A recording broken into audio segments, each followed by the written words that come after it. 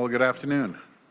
Over the weekend, hundreds of restaurants and bars, gyms, theaters, and personal care services, hundreds of businesses in 24 regions across the province opened the doors again. This is good news. It's a clear sign that we're on the right track. It's a clear sign that we're making steady progress. Tens of thousands of people are getting back to work, but we can't stop. And we won't rest until all of Ontario gets to stage 3. We won't stop until every worker in Ontario gets back to work and back on their feet. And today, we have more good news for Ontario families, businesses, and communities. The following regions will be able to enter stage 3 on Friday, July 24th at 12:01 a.m. Durham, Haldimand, Norfolk, Halton, Hamilton, Lambton, Niagara, and York Region. As of Friday, thousands of more businesses will be able to open up. And we'll be there for them when they do, because we're all in this together. And for the other regions who are entered stage 2 later in the process, please be patient. We'll get there very shortly. We've been working with Mayor Tory and mayors in Peel and Windsor regions, along with their public health units, to assess the situation and find a way forward. We know as a province that we can't ease up. We can't give this virus an absolute inch. And part of the process is learning from other jurisdictions about what works and what doesn't work. And we're always prepared to take additional steps to strengthen public health measures based on the advice of our experts, because we have to stay vigilant and we have to stick together. My friends, it starts with simple actions. Visiting your local restaurant or small business, shopping local, buying Ontario made when you're out at the grocery store or hardware store. Because if we all take those simple actions, we can make a big, big difference. Billions of dollars in economic activity, more jobs, more opportunity, the chance to build a better life for you and your family. We all have a part to play in rebuilding this province together. Thank you, and God bless the people of Ontario. Now I'll pass it over to Minister Elliott. Thank you, Premier, and good afternoon, everyone. Thanks to the considerable and ongoing efforts of all Ontarians to stop the spread of COVID-19, 7 more regions will enter stage 3 this Friday. This is in recognition of positive local trends in public health indicators and a decision that was made in consultation with our Chief Medical Officer of Health. Physical distancing, wearing face coverings, practicing good hand hygiene, and keeping our social circles safe, they will all remain critical as we continue to safely reopen Ontario, as will case and contact management. To that end, our government has made considerable progress in strengthening and standardizing case and contact management through the implementation of a new custom-built COVID-19 system. We are starting the long overdue work of replacing fax machines and repetitive data entry with a streamlined process using cloud-based software. On July 17th, the first cohort of health units began using this new custom-built case and contact management system, including Peel, Kingston, Frontenac, Lennox, Addington, Grey Bruce, and Halton. Weekly onboarding of additional health units is planned in the weeks ahead, with the final cohort scheduled for the end of August or early September, ahead of a potential second wave. By implementing this new system, we can enable local public health units to accelerate case and contact management to quickly identify new cases and more effectively contain the spread of COVID-19. Doing so builds on our government's ongoing efforts to protect the health and well-being of all Ontarians. And thank you, and now I will turn it over to Mr. Phillips. Thank you, Minister Elliott. This coming Friday, as the Premier said, an additional 7 public health units will take that important step into stage 3. They will follow the 24 public health units that opened last week, based on our process laid out in our framework to reopen our province back in April. I know that people and business owners are eager to reopen. While most businesses and services can reopen in stage 3, important public health restrictions remain in place, and following the advice of our public health officials remains as vital as ever. We will continue to provide support as we safely reopen the province. Last week, Premier Ford spoke about the successful negotiation of the Safe Restart Agreement that will provide the people of Ontario $7 billion as our communities reopen.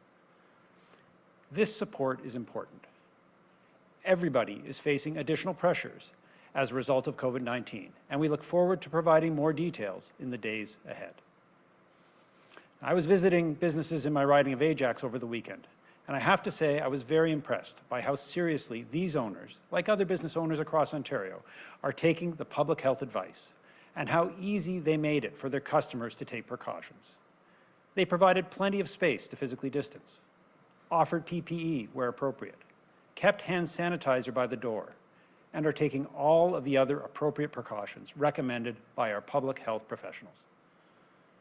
These are challenging times, but we are all doing our part and making it easy for others to do the same. If employers have questions, I encourage them to visit ontario.ca/COVID to access over 170 workplace safety guidance documents and helpful videos that we've made available. They can also call 1-888-444-3659. Another observation that has given me confidence is everyone's willingness to follow the public health advice. We all know it's not just about keeping ourselves safe. By doing our part, our responsible actions will protect others in our community and get the economy open faster. Thank you. Okay, we'll go to the phone line for questions. First question. First question comes from Lucas Meyer from News Talk 1010. Please go ahead. Hi, Lucas. Good afternoon. Thank you very much. Premier and the Health Minister as well, aside from the fact that you want those 4 full weeks of data, which will be marked by this Wednesday, I'm curious, you've spoken a lot about the key things like lower cases, hospital capacity, et cetera. I mean, for Windsor-Essex, I think it's obvious that it's about mitigating the outbreaks of migrant farmers. What specific benchmarks are you looking for specifically about Toronto and Peel region? I'll pass that over to the Minister. Well, we do need that specific data, those 4 weeks. That's really important in order to make those public health decisions about whether it's safe to move into stage 3 or not. But as we do so, it's really, really important that as we're opening the economy, people still need to follow the public health rules, to keep the physical distancing, to wear face masks if they're not able to do that, frequent hand hygiene, and maintaining your close social circles.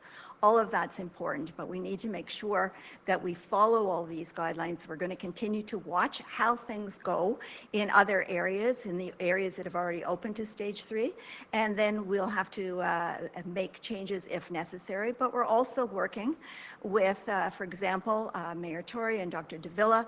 I know that Dr. Davila, the Medical Officer of Health for Toronto, and Dr. David Williams, our Chief Medical Officer of Health, are in very frequent contact to develop a set of protocols that's going to keep the people of the City of Toronto safe and healthy. And Minister, yeah, you might want to take this one as well, or the Premier. On the contact tracing app, one of the other parameters about moving on to another stage is the ability to do more contact tracing. I'm curious if, because we're still waiting for the app to come out, would you move on to stage 3 for the remaining reasons with or without the app, or will that be something that you would want in place beforehand, or will you move on without it if you have to? So what I understand, the app possibly be coming out Friday. I hear that from the federal government, but I don't think that will have anything to do with moving forward for Peel and Windsor and Toronto. But I look forward to getting that app. We're proud that it was produced here in Ontario with the help of Shopify and our technical folks down here. But we look at the numbers, and as long as they're declining and they're going in the right direction, and we consult with the local chief medical officer, that's how it's going to move forward. And hopefully they're going to move forward sooner than later. Next question. Next question comes from Randy Rath from Stage TV. Please go ahead. Hi, Randy. Hi, Premier. I want to ask about the opening of bars. The federal officials said that going to a bar last week or the week before is a high-risk activity, and the OMA came out saying that we're moving too fast on opening bars last week. Are we putting economic recovery ahead of public health when it comes to opening bars? Well, our number one priority is always public health and making sure that the people of Ontario are safe, and that's the guidelines I go by from our health table and science. And just keep in mind, every chief medical officer, all 34 of them in the province under Section 22, they could put stricter restrictions on bars, and something I wouldn't disagree with that. But that's strictly up to the local chief medical officer if they want to do that, by all means. But I always believe you can't put health ahead of the economy ever, because without people's health, there is no economy. People won't be able to go back to work. They won't hop on the transit. So health is our number one priority, bar none. Follow up? Okay, and I'd like to return to daycare. Some of the operators are disputing you claim that 95% of daycares are open, saying that they don't have the same capacity because of social distancing and restrictions placed on them. But the bigger question is, if kids go back to school part-time, when those kids aren't going to school, there's going to be an enormous demand for daycare spaces that simply can't exist, that don't exist. Like, you can't come up with thousands or tens of thousands of daycare spaces to meet the needs of those kids. Is that not an enormous problem if we go back to school on a part-time basis? Well, that's why I've always said, Randy, I believe in having the kids back in school 5 days a week, especially elementary kids. High school kids can take care of themselves, but it really puts a real challenge on families if they aren't going back. And that's what I'm hearing from parents, hearing from school trustees, that parents especially want their kids in class 5 days a week and in the class on the same hours. So I talked to the minister over the weekend. Matter of fact, I talked to him on yesterday, and he's saying regarding daycare, we should be up to 100%. But we have to make sure we're ready for any scenario coming up till September. And God forbid, we ever get the second wave or flu season starts hitting us.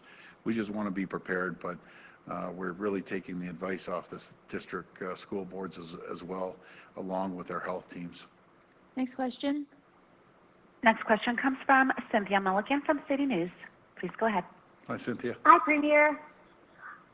Premier, I've noticed in looking at the data that the group that is increasing the most in numbers of COVID positive tests are under the age of 39. So, for example, today we had 52 in the 20 to 39 range, 23 in the 19 and under. Do we have a problem in reaching young people in the importance of this? And it's been suggested to me that they're not buying into one bubble, that they're kind of cheating on their bubbles and creating multiple bubbles. Yeah. Well, before I handed the Minister of Health, I heard the same numbers. I was shocked. But just a message to our young people, you have such a future ahead of yourselves, and you may feel you're invincible and you'll get through it. It's not just about yourself getting through it. Yes, you're healthy, you're young. It's about your parents and your other family members and your grandparents. That's what you have to think about when you go out and say you go to a party or something. That's who you got to think about. Everyone loves their parents and cares for their parents and their grandparents. Do the right thing. Don't go to these parties if they're there. It's not worth it. You're healthy, you're young, you may get through it, but it's going to be a different story for your parents and your relatives and the loved ones that are part of your family. I'll pass it over to the Minister. Well, we do know there's a certain amount of COVID fatigue among our young people right now, and I know that that's been after months of not seeing your friends and being able to do things with them and socializing, but please, as the Premier has indicated, please remember that as we're opening up the economy, it is more important than ever before to please follow the public health rules. Please do the physical distancing, please wear face masks, please do the frequent hand washing and so on, and please maintain one social circle. It's vitally important. We've got to prevent the transmission of COVID-19. We don't want to see a large second wave. In fact, I'd prefer we not see a second wave at all, but we all have to do our part. So, so please continue to follow these rules. Follow up.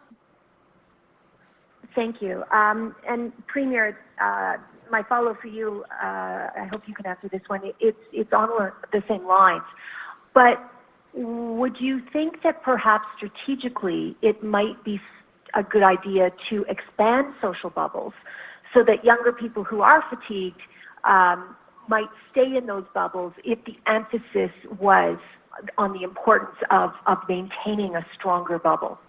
Well, that's something that we would talk to the Chief Medical Officer of Health and about expanding the bubbles. I think eventually we'll get there, but it's really, Cynthia, and we have such bright young people in our province. Guys, just use common sense. That's what it comes down to, is practice your social distancing, wear a face covering when you're around large groups. And don't worry, we'll get back to having good times and everything, but we just can't go to these big parties at all. That's where the problems start. Next question. Next question comes from Lorenda Redekop from CBC News. Please go ahead. Hi, Lorenda. Hi there, Premier. We keep hearing from experts that opening bars and restaurants is putting those businesses before kids, with concerns that opening indoor dining is going to be resulting in a spike. What's your reaction, and what will your government do? Well, I always said right from day one that everything's on the table. And if the medical team, the health team, says we shouldn't be opening the bars, or let's rephrase that. Maybe the physical bar, cut down half the people that typically go into a restaurant or a bar, make sure they stay seated. And I did receive that letter from Mayor Tory, and they're all great, valid points, and that's an option for the health team to come up with the right answer. But also, I just want to remind everyone, be it Toronto and Peel Region, by all means, if you want to do that, you have the powers to do it. Matter of fact, every region in Ontario has the powers. It's such a large region. We can't compare Toronto and the GTA with, I always use Kenora because I love Kenora, but you can't compare it to Kenora or other smaller rural areas in the province. But again, everyone has the authority to make the changes, the chief medical officers, the local ones. Follow up. You mentioned the letter from Mayor Tory. Yes. He's calling for things like requiring restaurants to keep a log of patrons for the contact tracing. What is your government looking at when it comes to those suggestions? Yeah, so the logs are already keeping them, what I understand here in Toronto, but I think it's the same practices no matter where we go in the province. And by the way, I'm so proud of the businesses, the places I've seen, no matter if it's small mom and pop shop or larger businesses or restaurants.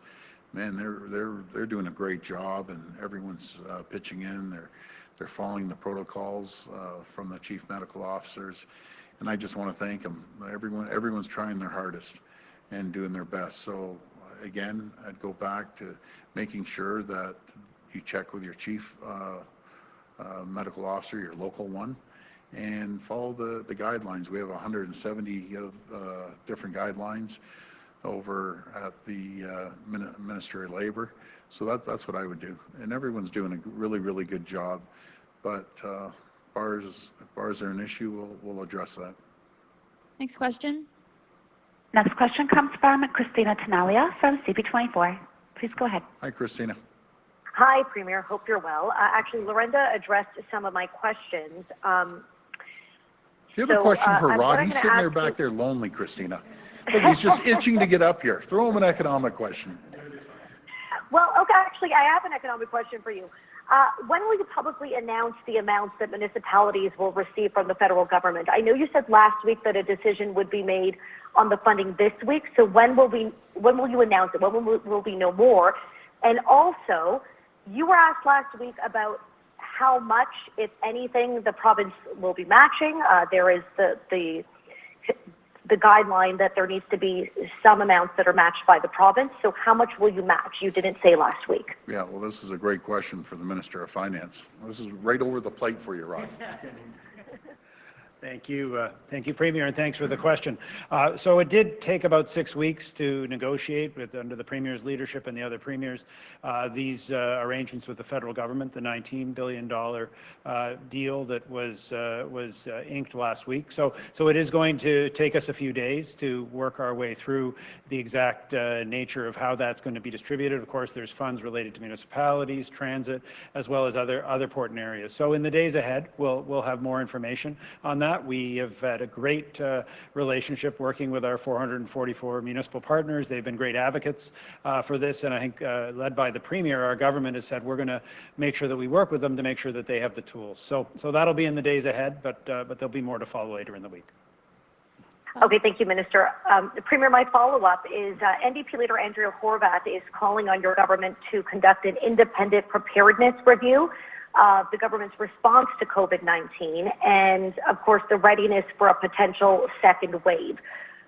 What do you think about that? Is that necessary? Is that something that is going to just cost the government a lot of money, and you're thinking here that this is something that you're already on top of every day? I mean, do you need an independent preparedness review? I don't think we do right now. We're always under review on a daily basis. We've been very transparent. I'm up here on a daily basis answering the questions. We have commissions going on to find out what are the issues or confirm the issues. We know there's a lot of issues at LTC, long-term care, but so far so good. As long as we continue communicating with the people and the stakeholders and the medical professionals, and I think everyone's moving forward in the right direction. There's always room for improvement, and by no means are we close to finishing this battle. We're right in the midst of it right now. We can never let our guard down for a second, not even for a second. So as we move forward, we're all learning, and I got to give a shout out to the media again. You bring stuff to me, and it's great stuff, because you're the ears and eyes out there, along with the 14.5 million people.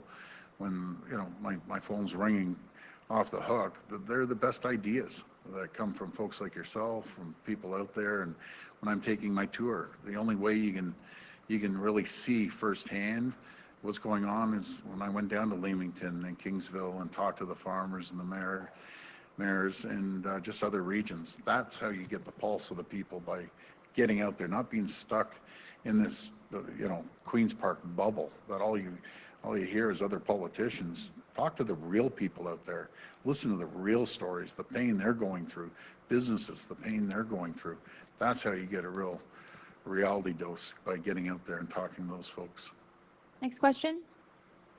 Next question comes from Robert Benzie from the Toronto Star. Please go ahead. Hi, Robert. Hi, Premier. As part of the deal that you signed with Ottawa, the 10-day paid sick leave is part of that, is my understanding. Does that mean that Ontario is now abiding by that? Because you had expressed concerns about the 10-day paid sick leave. Yeah, I just, myself and many premiers, I think there was one premier, John Horgan, that wanted it, and God bless him, he's a great premier, but the rest of the premiers, we just haven't been hearing about that. But the feds are going to, they're going to move forward with it, and I support it. At the end of the day, if that's what they want to do, that's great. I'm going to pass it over to the Minister of Finance. Yes, so a part of that $19 billion does reflect, I think, just over $1 billion of support for that program. The federal government is going to administer that program, and we will look forward to finding out the details of how that needs to be approached. But obviously, they've been good partners, and we'll continue to work with them in the best way possible for the people of Ontario. And and on a slightly different subject, Premier, last week you said that we would know soon, perhaps this week, about who would lead the independent commission into long-term care. Just wondering, is that still on tap for this week? Are we going to see the person or persons who will lead this commission? And when will that commission report back its findings? Well, definitely before the end of the month, and we're heading up to the end of the month. Robert, honestly, I can't give you an exact date, but I know I've mentioned to him we need to make sure we get this out by the end of the month and get moving on it. So I'm just as anxious as you. And I'm staying totally independent staying away from it. I'm letting the ministry look into it and make their choice. And I want to hear who's going to be on the panel, but I want a frank discussion. I want them to verify what we know already and confirm the issues that we've seen, all of us have seen. Nothing's been hidden, so we are going to fix this this challenge that we faced in long-term care. Last question.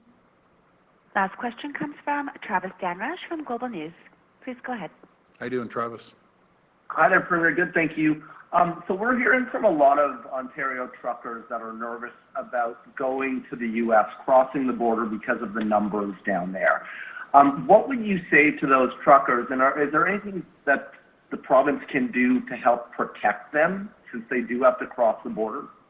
Well, the Trucking Association, I know we're working with them very, very closely, and just making sure that we do everything we can to protect them from making sure they have enough PPEs. As over at Challenger last week in Kitchener-Waterloo region, and they have a lot of protocols in place for their truckers to make sure they're safe and have a safe place to stay. And again, with the truckers, you just have to stay vigilant. I know you're driving for the most part by yourself, maybe with another trucker to rotate shifts, but you know, just be very careful. Drop off what you have to drop off. Try to keep your distance, hop back in your truck and head back.